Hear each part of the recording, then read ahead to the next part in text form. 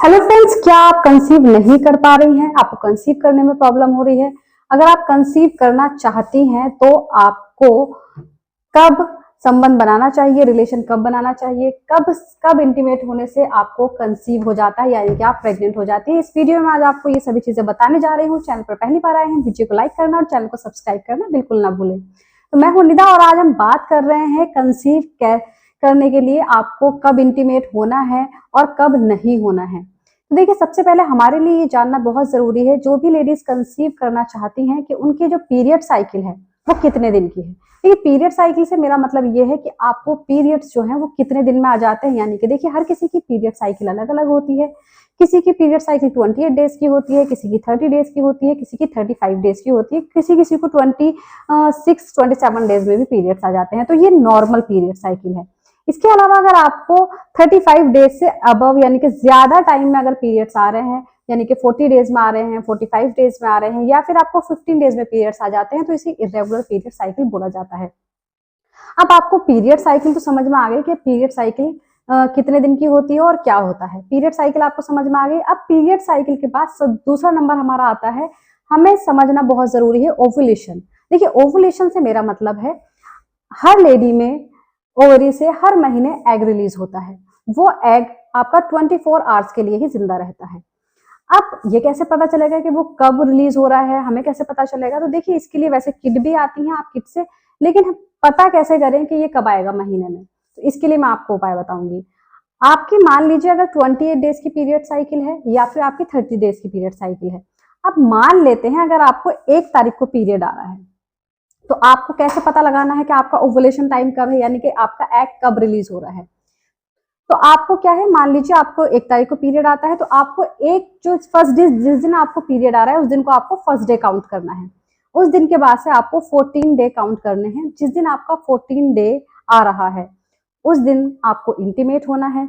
उस दिन के बाद जो एक हफ्ता जो बीच का 1 वीक होता है, यानी कि 14, 15, 16, 17, 18, इन दिनों में आपको इंटीमेट होना है। इन दिनों में कभी भी आपका एग जो है वो रिलीज हो सकता है।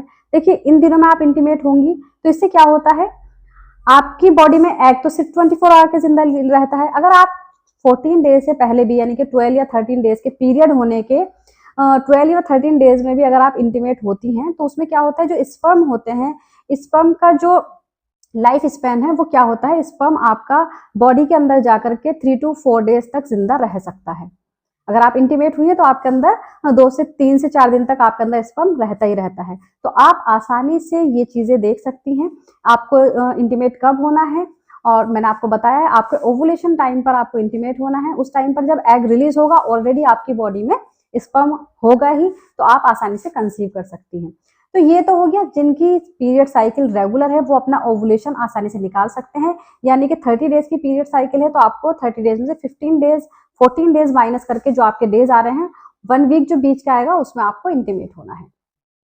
पीरियड्स के तुरंत बाद, जिस दिन आपके पीरियड खत्म होते हैं उसके बाद आपके 4 से 5 दिन जो होते हैं, 5 से 6 दिन, वो आपके सेफ डेज होते हैं। उन दिनों में आप कंसीव नहीं करती हैं।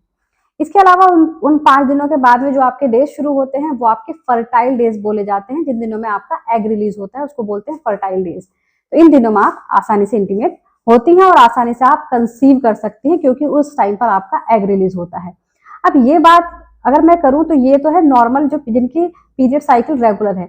अब बहुत सारी अगर क्वेरीज ये भी आती हैं कि मैम हमारी पीरियड साइकिल इरेगुलर है, इरेगुलर पीरियड साइकिल में क्या करना चाहिए। देखिए, इरेगुलर पीरियड साइकिल में आपका ओवुलेशन कभी भी हो सकता है।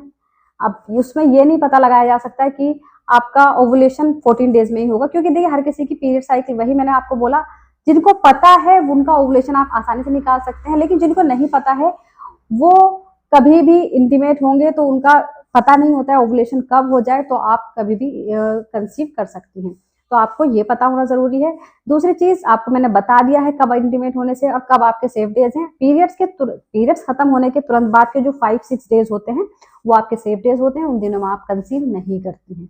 तो ये बहुत आसान तरीका है आपको अपना ओवुलेशन निकालने का, आपको अपना।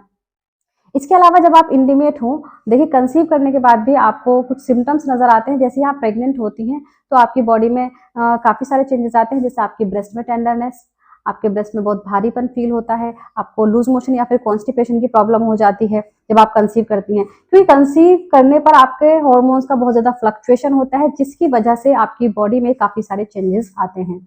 जैसे नोजिया हो गया, बहुत सारी लेडीज को शुरुआती दिनों में होता है और बहुत सारी लेडीज को आफ्टर 2 मंथ नोजिया होता है, यानी कि वॉमिटिंग जैसा फील होता है। इसके अलावा आपको हल्का सा प्रिकिंग फील हो सकती है पेट में, नाभि के नीचे, और मॉर्निंग सिकनेस बहुत ज्यादा होता है, मूड स्विंग्स बहुत ज्यादा होते हैं, फ्रीक्वेंटली यूरिनेशन होता है। ये सारे सिम्टम्स आपको अगर नजर आए तो आप अपना प्रेगनेंसी टेस्ट घर पर कर सकती हैं। जो भी आपकी एक्सपेक्टेड पीरियड डेट है उस दिन के बाद आपको 5 दिन का वेट करना है, उसके बाद आप अपना घर में प्रेगनेंसी टेस्ट लगाएं। आसानी से आपको किट आती है मार्केट से, उसमें फर्स्ट मॉर्निंग यूरिन सैंपल आपको लेना है, 2 ड्रॉप्स उसमें डालनी है और उसके बाद 4 से 5 मिनट का वेट करना है। उसमें देखना है, अगर आपने 2 पिंक लाइन आ रही है तो उसका मतलब है आपका टेस्ट पॉजिटिव है, आप प्रेग्नेंट है। अगर 1 पिंक लाइन आ रही है तो इसका मतलब है आपका टेस्ट नेगेटिव है। तो आप आसानी से घर में प्रेगनेंसी का पता लगा सकती हैं। उम्मीद करती हूँ आप सभी वीडियो समझ आई होगी और पसंद आ गई होगी। इसके अलावा आप मुझसे कुछ भी पूछना चाहे आप मुझसे कॉमेंट बॉक्स में पूछ सकते हैं। Thank you so much.